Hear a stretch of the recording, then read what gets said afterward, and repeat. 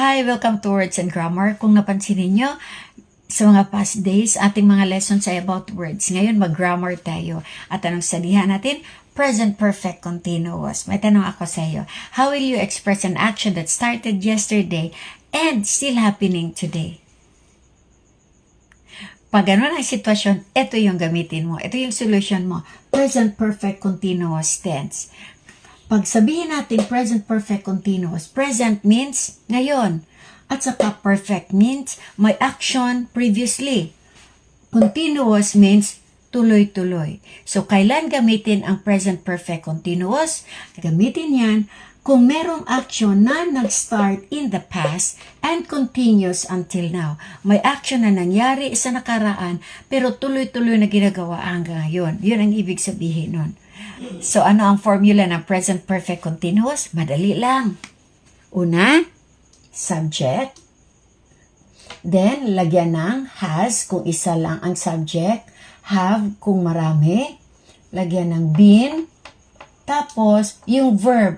Pero yung verb mo, lagyan mo ng ing sa ending. So, subject, has or have, been, at saka ing verb.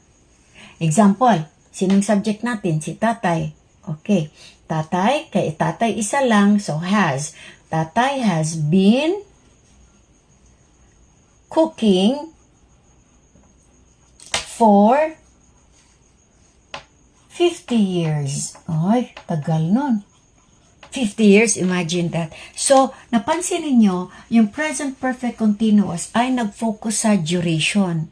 Ibig sabihin, meron yan siyang haba na panahon na ginagawa yung action. Gaya nito, 50 years. So, mula noon hanggang ngayon, ginagawa pa niya ang pagluluto at saka 50 years na siyang nagluluto.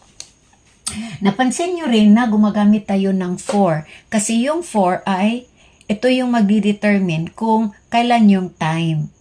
Okay. Isa pa. Gamitin natin yung since kasi for yan. Pwede din natin gamitin ang since. Okay. Tatay has been cooking since 1950. Oh, sabi, si tatay ay nagluluto simula pa noong 1950. So matagal yon, 1950, 51, 52, hanggang ngayon nagluluto pa rin si tatay. So meron pa rin duration. Yan ang isipin natin. Kapag meron duration ang ating paggawa sa action, present perfect continuous yon. Okay? So yun ang unang gamit ng present perfect continuous. Meron pang pangalawa. Ganito yun kung ang action ay huminto ngayon lang, recently. Pero may nakita kang resulta or may nakita kang bakas or may nakita kang consequence. Then, ang gagamitin mo ay present perfect continuous. Ano ibig ko sabihin na? Ito yung pinaka-simpleng illustration yan.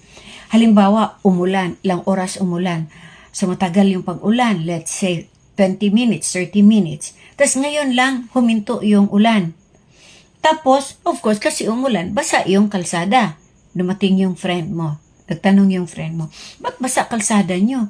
Sa amin, di naman basa eh. Hindi umuulan sa amin. Anong sagot mo?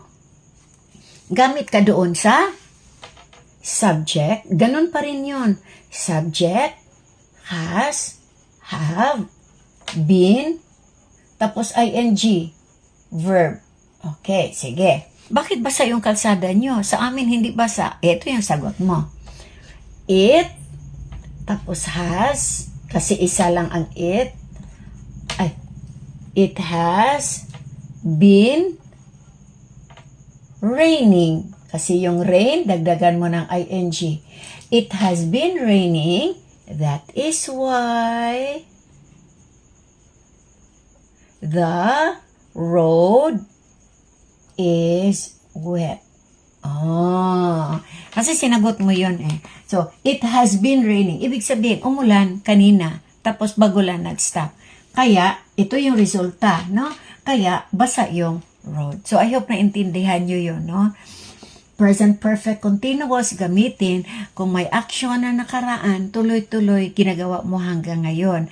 Or di kaya, may action Tapos, huminto ngayon, pero may nakita kang bakas or may nakita kang resulta o di kaya consequence.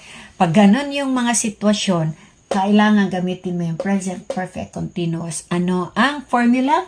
Subject plus has kung isa lang, have kung marami ang subject mo, dagdagan ng been at saka ing verb. Paalala lang, huwag gamitin ang had kasi yung had pang past yun. Okay? So sana naintindihan natin lahat. Bye-bye!